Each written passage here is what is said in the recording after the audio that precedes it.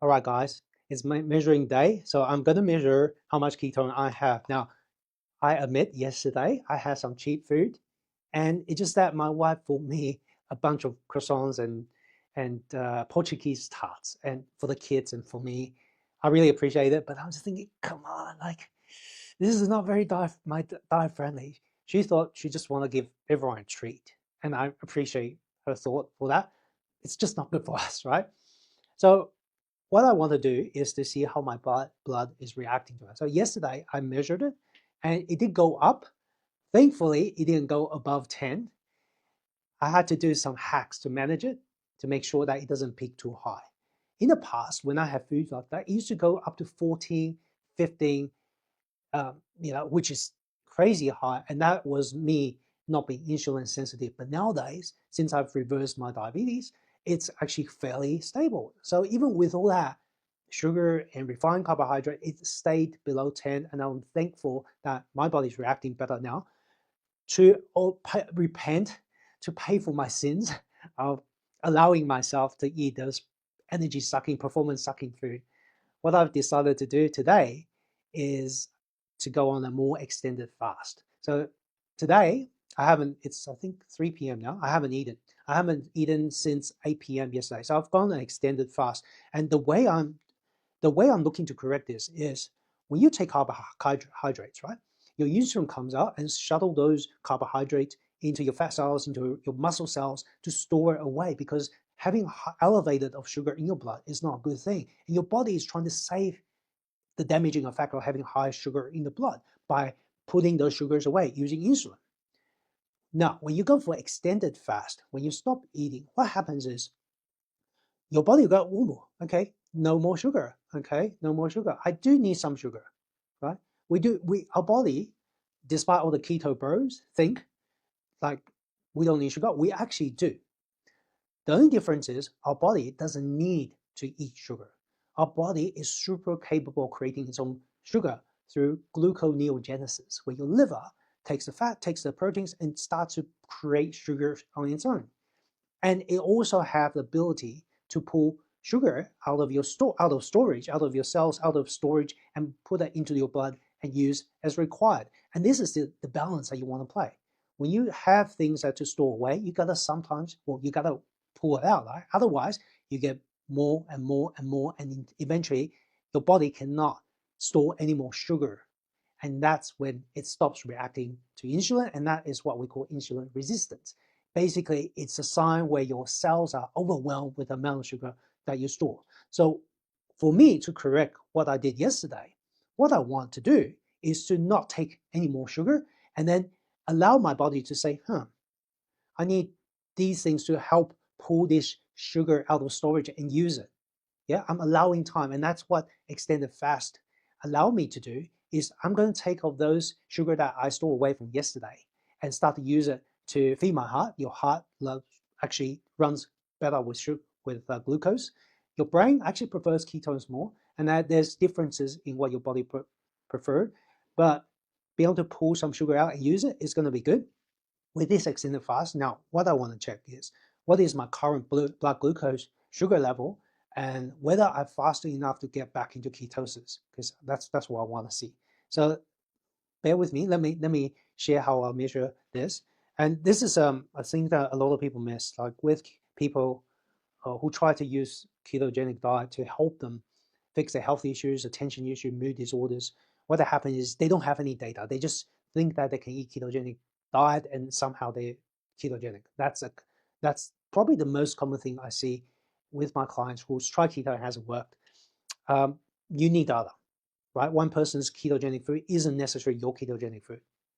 You have to know whether the food you eat is helping you get into ketosis or if you are actually in ketosis. And the only way you know that is to test.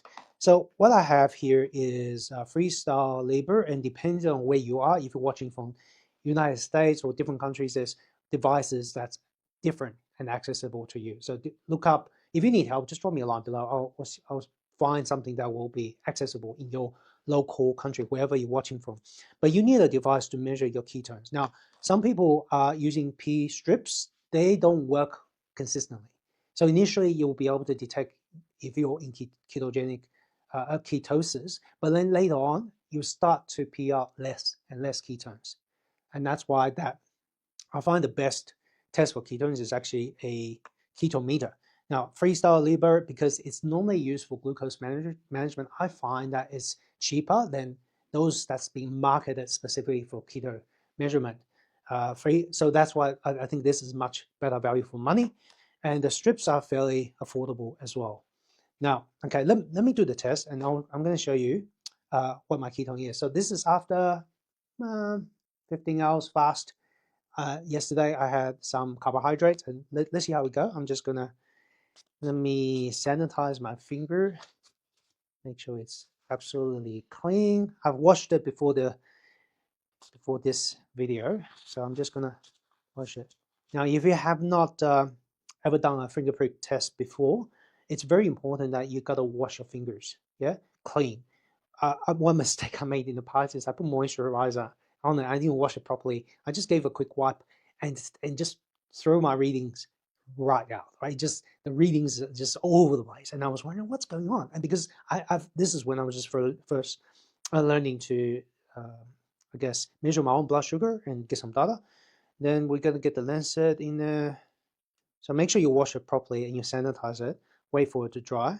And once you did the prick, you want to squeeze out the first few drops of the blood and not use it, right? So generally I do squeeze it out a little bit, wipe it away, squeeze it out, wipe away, and I use the third drop. Okay, let's see how my body is recovering from a day of, or a meal of sin, okay? So I'm just a bit nervous. I'll see how my blood sugar is going today. So, okay, let's do the blood sugar first. Yeah, I hate this. I don't know how many times have I pricked myself, but I still don't like it. It just it's not pleasant, right? It just there's a bit of pain. Okay, here we go. Third drop. Let's see how my blood sugar is recovering after a meal of indulgence. Okay, well, my blood sugar is not too bad, 5.2. 5.2, right? So after about 15 hours of fasting, let's see if I'm back in ketosis. And this is the thing, your body become more resilient once you get to become metabolically flexible. And you will be able to tolerate more of, or let's just say, cheats and bounce back better. So let me see how much ketones I have.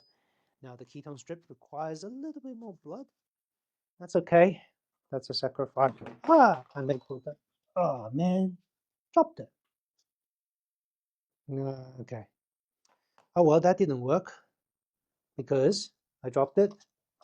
Let me see if I have another ketone strip. Yes, I do. And that's what happens when you record this live, right? Things happen, but you know, this is real, right? This is real video, a real person doing this, so it's not pre-set up. All right, let's see how much ketones I have. Okay, all right, don't drop it, Stephen. Okay, okay. Let's see how much ketones do I have. Okay, Ooh, not bad, 0.7.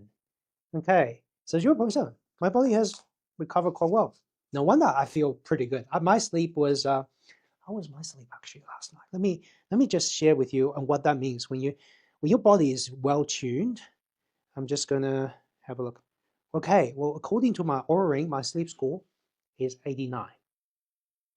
Very good, very close to 90. And that's probably being probably one of the best sleep. So I've got an hour, 28 minutes of REM sleep and an hour and 17 minutes of deep sleep. And that's despite me throwing a challenge at my body by eating something I really shouldn't be eating, but out of the kindness of my wife wanting to give us a treat, I'm able to bounce back, right? So this is the value of data, right? You can actually see what's going on, how your body is responding, and with data, it allows you to correct.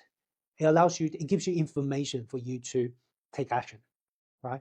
So yeah, pretty happy. 0.7. For some of those you who are keto bros, you might say, oh, I want to get that to 2.0 or 3.0 in terms of ketones.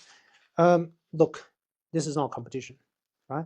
What I find more sustainable is to be in mild ketosis over the long term. Now, if you are looking to get to go into ketosis for therapeutic effect, let's say you have epilepsy or you have cancer and you really want to, then that's when you have to be a lot strict keto. What I find sustainable, more sustainable, is to do this for the long term. It's a lifestyle change. And zero point 0.7 after just 15 hours of fasting is pretty good.